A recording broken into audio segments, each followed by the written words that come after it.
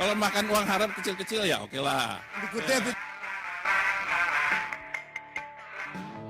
Kerja bakti menyusun neraka, kita miliki bahan bakarnya. Perihal waktu tunggu datangnya, O2 dijual oleh negara. Oh terima kasih kan usahanya. Sedotan besi. Assalamualaikum warahmatullahi wabarakatuh. Sebelum saya memasuki inti pada video, izinkan saya untuk memperkenalkan diri kembali. Nama saya Muhammad Fakih Abdallah dengan NIM 23102112100057. Video ini saya buat untuk memenuhi ujian akhir semester dalam mata kuliah Filsafat Hukum.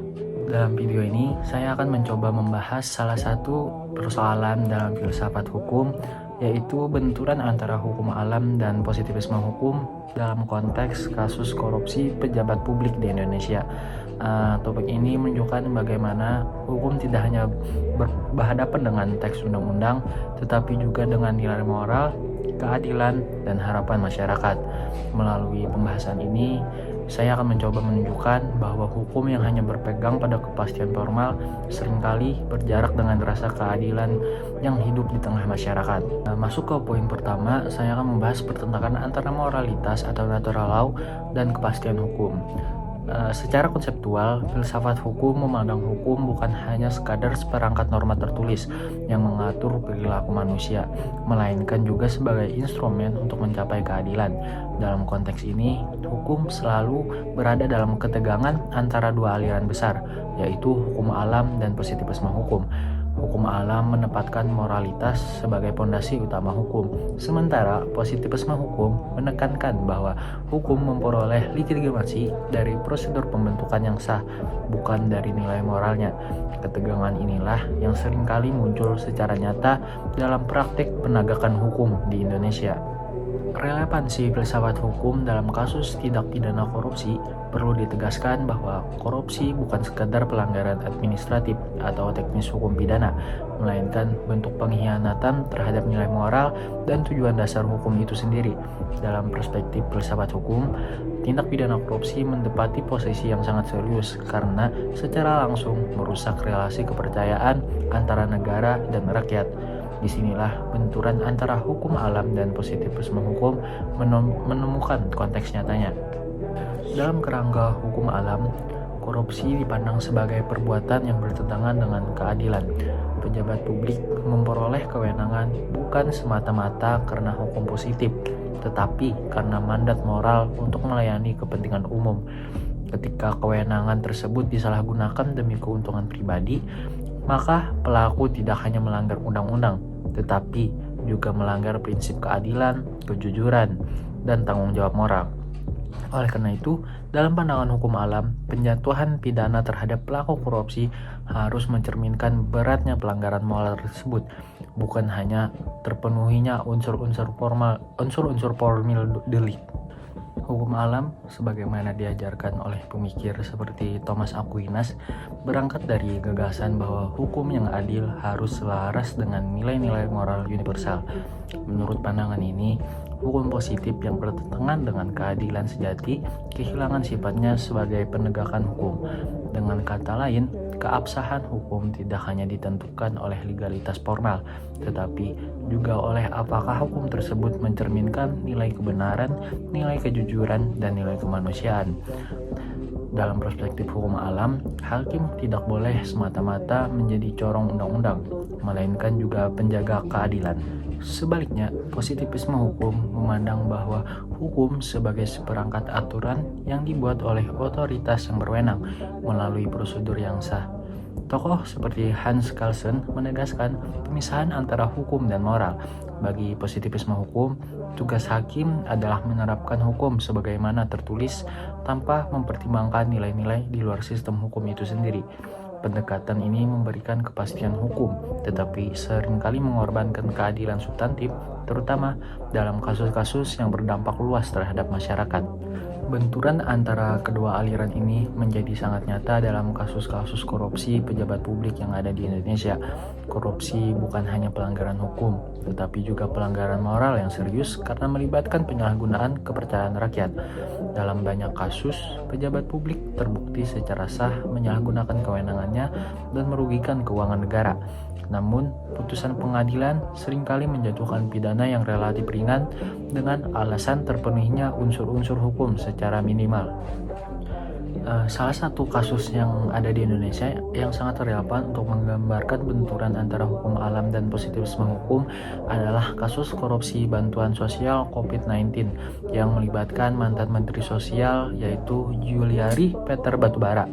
Kasus ini menjadi sorotan publik karena terjadinya pada masa pandemi, yaitu saat negara sedang berada dalam kondisi darurat dan masyarakat kecil sangat bergantung pada bantuan pemerintah untuk memenuhi kebutuhan hidup dasar mereka.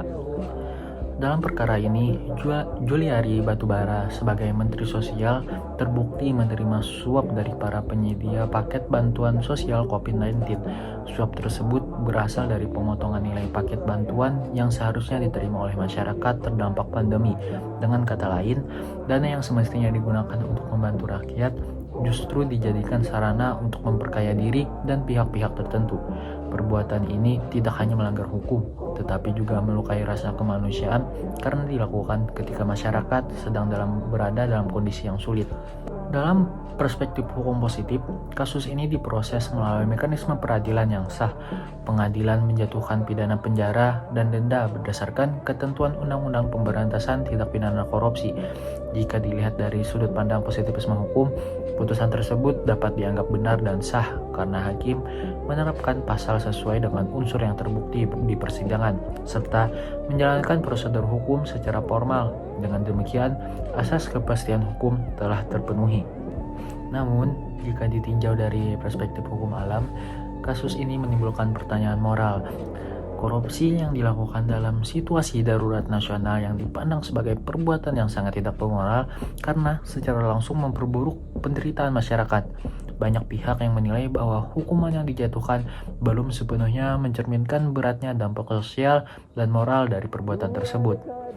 Dalam pandangan hukum alam, keadilan tidak hanya diukur dari kepatuhan terhadap aturan, tetapi juga dari sejauh mana hukum mampu melindungi nilai kemanusiaan dan rasa keadilan masyarakat. Dari kasus tersebut memperlihatkan adanya jarak antara kepastian hukum dan keadilan substantif. Secara formal, hukum telah ditegakkan, tetapi secara moral masih muncul ketidakpuasan di tengah masyarakat. Hal ini menunjukkan bahwa hukum yang hanya berorientasi pada positivisme berpotensi kehilangan legitimasi moralnya, terutama ketika berhadapan dengan kejahatan yang berdampak luas dan menyentuh nilai kemanusiaan. Kondisi inilah yang menunjukkan bahwa persoalan utama dalam penegakan hukum di Indonesia bukan semata-mata terletak pada peraturan perundang-undangan, melainkan pada kerangka berpikir penegak hukum. Hakim seringkali menempatkan dirinya sebagai pelaksana teknis undang-undang, bukan sebagai aktor moral yang bertanggung jawab menjaga keadilan substantif. Akibatnya, hukum menjadi pasti, tetapi terasa jauh dari nilai keadilan. Dalam evaluasi teoritis, baik hukum alam maupun positivisme hukum memiliki kelebihan dan kelemahannya masing-masing. Positivisme hukum penting untuk menjaga kepastian dan mencegah kesewenang-wenangan. Namun, jika diterapkan secara kaku, positivisme berpotensi mengabaikan nilai kemanusiaan dan rasa keadilan. Sebaliknya, hukum alam memberikan landasan moral yang kuat, tetapi jika diterapkan tanpa batas, dapat menimbulkan ketidakpastian hukum. Oleh karena itu, kedua aliran ini seharusnya tidak dipertentangkan, melainkan dipadukan secara proporsional. Di dalam konteks Indonesia, solusi yang dapat ditawarkan adalah pendekatan penyatuan dalam penegakan hukum. Hakim tetap harus berpegang pada hukum positif sebagai dasar legitimasi, tetapi dalam menafsirkan dan menjatuhkan putusan, hakim juga harus mempertimbangkan nilai moral, dampak sosial, dan rasa keadilan masyarakat. Pendekatan ini sering disebut sebagai penafsiran progresif, di mana hukum itu dipahami sebagai sarana untuk mencapai keadilan. Dengan pendekatan tersebut, hukum tidak lagi dipahami hanya sebagai teks normatif, tetapi sebagai instrumen hidup yang responsif terhadap kebutuhan masyarakat. Dalam kasus korupsi, pendekatan ini menuntut agar penyalahgunaan jabatan oleh pejabat publik dipandang sebagai pelanggaran serius terhadap moral publik, sehingga layak dijatuhi sanksi yang lebih tegas dan proporsional. Sebagai kesimpulan, benturan antara hukum alam dan positivisme hukum dalam kasus korupsi pejabat publik di Indonesia menunjukkan bahwa hukum tidak pernah berdiri di ruang kosong. Hukum selalu berhadapan dengan nilai, moral, dan rasa keadilan masyarakat. Ketika hukum hanya dipahami sebagai kumpulan aturan tertulis yang harus diterapkan secara kaku, maka hukum berisiko kehilangan makna sosialnya. Putusan pengadilan mungkin sah secara formal, tetapi belum tentu dirasakan adilnya oleh masyarakat. Kasus korupsi memperlihatkan dengan jelas bahwa kepastian hukum saja tidak cukup. Masyarakat tidak hanya menuntut agar pelaku dihukum sesuai undang-undang, tetapi juga berharap agar hukuman tersebut mencerminkan rasa keadilan dan memberikan efek jera. Dari sudut pandang hukum alam, keadilan tidak dapat dilepaskan dari moralitas. Oleh karena itu, ketika pejabat publik yang menyalahgunakan jabatan hanya dijatuhi hukuman ringan, masyarakat merasa bahwa hukum gagal menjalankan fungsi keadilannya. Di sisi lain, positivisme hukum tetap memiliki peran yang sangat penting. Tanpa kepastian hukum, penegakan hukum justru bisa menjadi sewenang-wenang dan tidak konsisten. Aturan tertulis memberikan batasan yang jelas bagi hakim dan aparat penegak hukum dalam menjalankan kewenangannya. Namun masalah muncul ketika positivisme hukum diterapkan secara berlebihan, sehingga hukum diperlakukan hanya sebagai teks normatif tanpa mempertimbangkan dampak sosial dan moral dari putusan yang dihasilkan.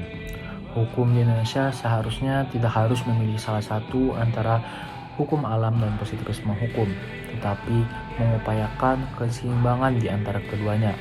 Hakim tetap harus berpegang pada undang-undang sebagai dasar legitimasi putusan, tetapi dalam menafsirkan dan menjatuhkan pidana, hakim juga perlu mempertimbangkan nilai keadilan, kepentingan masyarakat, serta dampak jangka panjang dari putusan tersebut terhadap kepercayaan publik. Keseimbangan ini penting agar hukum tidak hanya berfungsi sebagai alat kepastian, tetapi juga sebagai sarana pembentukan moral dan keadilan sosial. Dalam konteks pemberantasan korupsi, penegakan hukum yang tegas dan berkeadilan akan memperkuat kepercayaan masyarakat terhadap negara dan hukum. Sebaliknya, penegakan hukum yang terlalu formal dan ringan justru berpotensi melemahkan wibawa hukum dan menormalisasi perilaku koruptif. Dengan demikian, bahwa hukum yang ideal adalah hukum yang mampu menjawab tuntutan keadilan sekaligus menjaga kepastian hukum itu sendiri.